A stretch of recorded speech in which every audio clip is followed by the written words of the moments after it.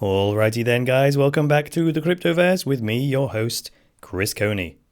So here's a special episode that I've been preparing for a little while now. This one's called Why the Japanese Love Bitcoin and Americans Will Soon Join Them. This is like a formal presentation with slides that I've done a lot of thinking on in order to come to these conclusions and these ideas. So please support the show. Head on over to thecryptoverse.show and click on either support the show or online courses to support the show. I'll tell you more about that later. But for now, let's get into the presentation. So why the Japanese love Bitcoin and Americans will soon join them. The end of central banking and the beginning of decentralized money. Just for your information, listeners, I'm talking to you on the podcast people. I highly recommend you watch the video version of today's episode because it has illustrations that are pretty important to the understanding. Ordinarily, you can get pretty much all the meaning just from the audio, but this one in particular, you might need the slides. In terms of downloading the slides, that's reserved exclusively for patrons, so that's an incentive for you to support the show right there. So here we go then. Let's start with the natural rhythm of markets. Markets have a starting point, which could be an arbitrary time, and I've depicted this as a grey circle. So this is like an economy. It's of a certain size. And then, from there, we go into a phase of economic expansion. This is one of the phases, right? Where the economy grows to a certain size, so it expands to the green area that I've talked about, but it doesn't expand indefinitely because an economic expansion gives way to the phase of economic contraction. So that's the rhythm. Expansion and contraction, expansion and contraction. The interesting thing is that when you contract an economy, or when the economy contracts, it never goes back to the size it started at. It ends up being larger than the starting point. It's not as large as it got when the expansion was at its maximum, but when it contracts, it ends up being bigger than we started. And that is really how economies grow. So I've put here like an elastic band, or a rubber band if you're American. After the economic expansion, the contraction returns to a larger baseline. And that results in net economic growth after each cycle. So when it's contracting, it looks like the economy is shrinking. But if you zoom out and look at several cycles, every time a contraction finishes, it always finishes higher than it started before the expansion. And then economic contraction leads way to another phase of economic expansion, and the cycle repeats itself. So over time, that's how the economies evolve and grow. The current thinking, however, is that economic contraction should be avoided at all costs. That's the mental model used by central banks and governments, and that's where the problem lies, because they're ignoring natural laws and natural rhythms. So here's the current paradigm of central banking and government fiscal policy. They believe that we should go into a phase of economic expansion, and that should be followed by a phase of economic expansion. And they believe then it should be followed by a phase of economic expansion, which is that's where the problem is, really. This obsession with growth, it mirrors a tumor. And what I mean by that is, a cell that doesn't know when to stop growing is cancerous, right? And this obsession with growth is so insidious that economists have actually coined the term negative growth, which just shows where their mental models are at.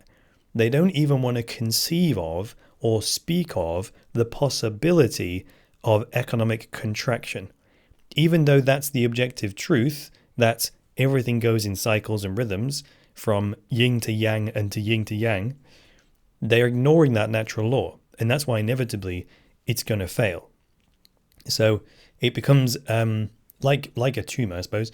It's a destruction of the organism is the ultimate end game to the ignoring of those natural rhythms. So central banking, the black hole for assets and currency value.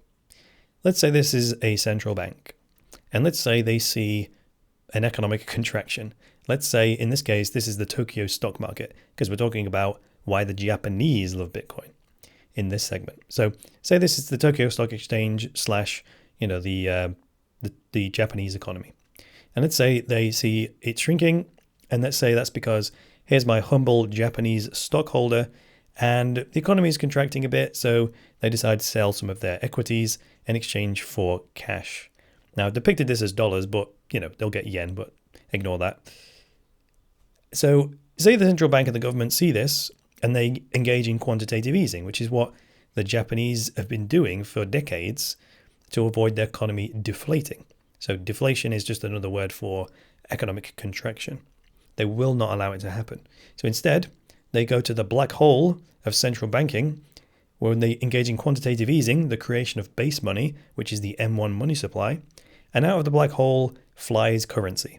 This is where the central bank is allowed to create currency in the digital computer system that they have and inject that into the markets.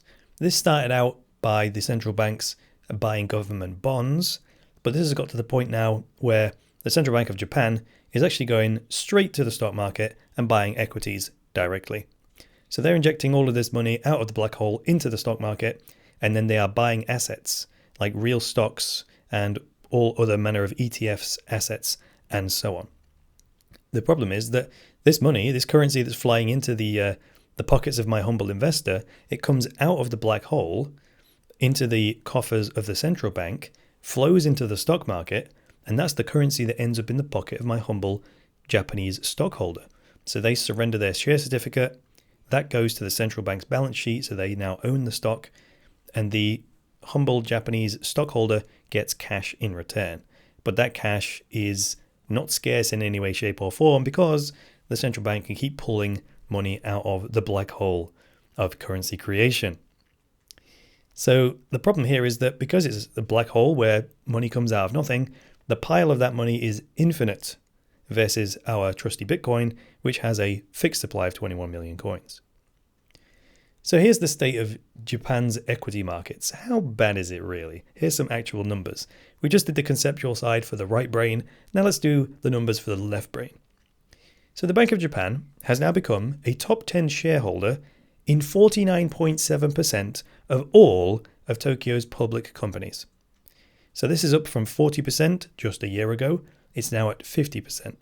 So the Bank of Japan is a top 10 shareholder in nearly half of all Tokyo's publicly traded companies. The Bank of Japan currently purchases $53 billion a year in assets, currency that comes out of nothing, all in the interests of, refusing to let the economy contract and correct.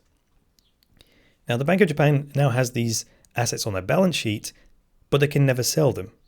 They can never sell those assets without putting downward pressure on a market that already wants to deflate, right? That's the downward pressure they are trying to combat.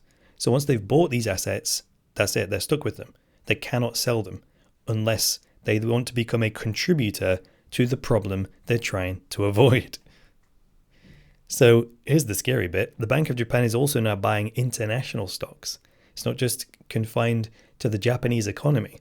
What if the Bank of Japan starts printing yen, goes to the forex markets, trades it for dollars, Canadian dollars, pounds, starts buying British, Canadian, and American stocks? Kind of interesting. Now this creates an incentive for corporate leaders to simply get their stocks into the top indexes so that the Bank of Japan will start buying their stock with the newly printed currency. And this is as opposed to doing the hard work of innovating value for consumers in the real economy, which is the thing that would ironically create natural economic expansion. So let me just unpack that a little bit. That's hard work. It's hard work to do market research and compete in the market and improve products and services that provide real value to real people. That's hard work.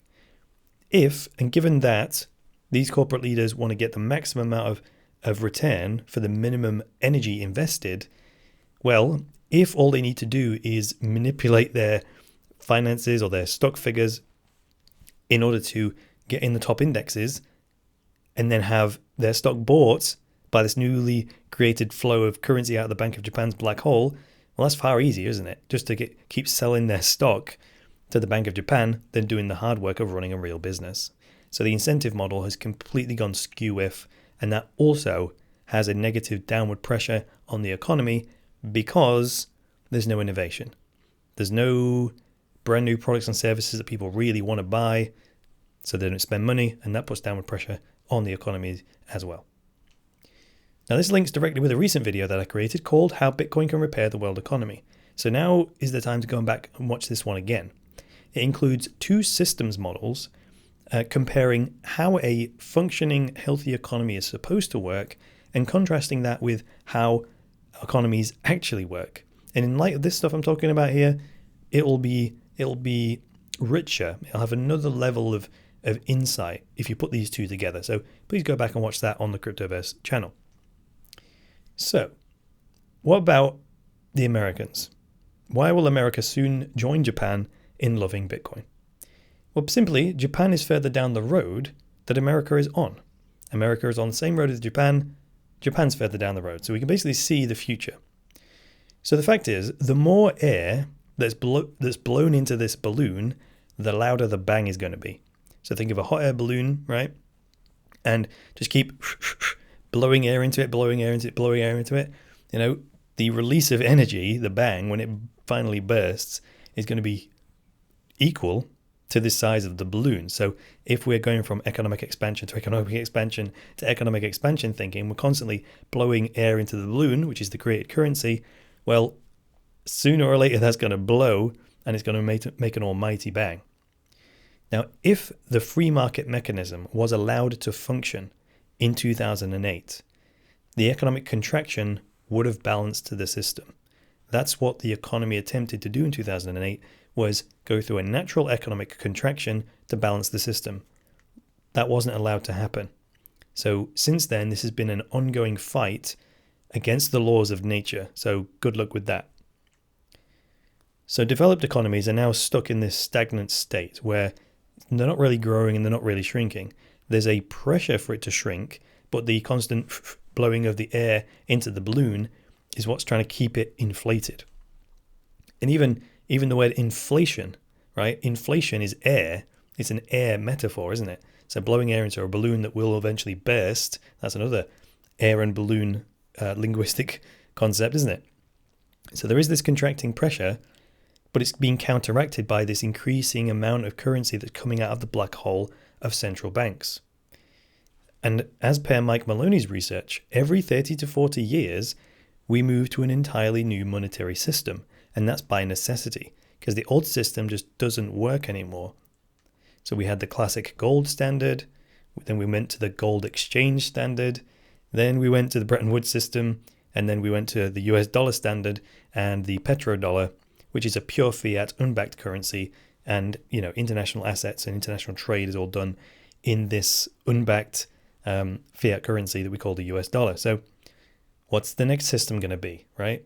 We're overdue. 30 to 40 years, the US dollar standard has been in place. What's the next one going to be? Well, our next monetary system, I would suggest, is going to be the Bitcoin standard, which is a book of the same name by Saifedean Ammous. It's called the Bitcoin Standard, the Decentralized Alternative to Central Banking, and this will make a comprehensive case as to why a Bitcoin standard could be the way forward. This is by Wiley Publishing. I'll put a referral link down in the video description, so if you buy this, you'll also provide some financial support for this content creation effort. So in conclusion then, going back to the point, why do the Japanese love Bitcoin? Well, this is the fiat-based economy, as we've looked at. It's a hot air balloon that's been patched up and there's massive holes in it, and there's a big air pump connected to it, currency creation, and they're having to pump it harder and faster just to keep it inflated. The trouble is, like a hot air balloon with a hole in it, the more pressure inside the balloon, the more that hole's going to tear open. And the bigger the hole, the faster and harder you have to pump, which puts more pressure on the balloon, tears the hole bigger, and you have to put more pressure, and that is why it's fundamentally unsustainable. Contrast that with the Bitcoin and the cryptocurrency-based economy, which is self-sustaining. It's an open system, but it has fixed supply, Bitcoin in particular, and it's free of manipulation and decentralized. So that is its appeal. But its main appeal is that it exists outside of the fiat-based economy, right? It's not. It's an entirely new economy that sits outside the existing system. So why will Americans and other Western economies soon join Japan in loving Bitcoin? Well, like I've said before, both Japan, America, and other Western economies are on the same road. It just so happens that Japan is further down the road than the rest of us. So they've done us a favor, they've done us a big favor in allowing us to see exactly what our future looks like if we carry on the same path. So final thought then. When black swan? When balloon burst is the real question, right? So Black Swan is another book by Nicholas Taleb. The impact of the highly improbable black swan events are those huge economic events like the 2008 financial crisis, like September the 11th, that cannot be predicted by any kind of expert or otherwise, because no one did predict these events. So when's the next black swan that's going to trigger this whole thing? Well, the thing about black swans, as per Nassim's research and his philosophical insights, you cannot predict a black swan. That's the definition of a black swan event, is an unpredictable glitch in the matrix. So, given that, if we can't predict, what are we supposed to do? Well, Nassim's answer is simply prepare. That's all I've got for you today, so please like, subscribe, and share this content. Please help to fund this work. This is not some casual hobby I do on the weekends.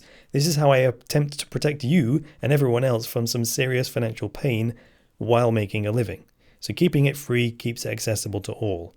And everyone needs the information to move to the new economy, otherwise it's not going to work, is it? So by the time you watch this video, a ton of time, energy, research, and thinking has gone into it. Thinking is one of the hardest things you will do. You think lifting weights is easy? Try thinking through these complex ideas, and then you might appreciate what I'm doing here. So don't leave it to someone else. Just look at what you're spending your money on and ask yourself, well, is that $5 purchase more important than financial education for humanity? If the answer is yes, that's fine. Just be honest about it. But if you sign up as a patron, then you can earn cryptocurrency rewards, accumulate them, get access to the private chat group, and remove all ads from the podcast and from the video version of the show. So there we jolly well go. You can also check out the website, thecryptoverse.show, which will point you to all the resources and all the ways you can support this content. But that's all I've got for you today. I'll be back with the next episode of the Cryptoverse. So until then, it's me, Chris Coney, saying bye for now.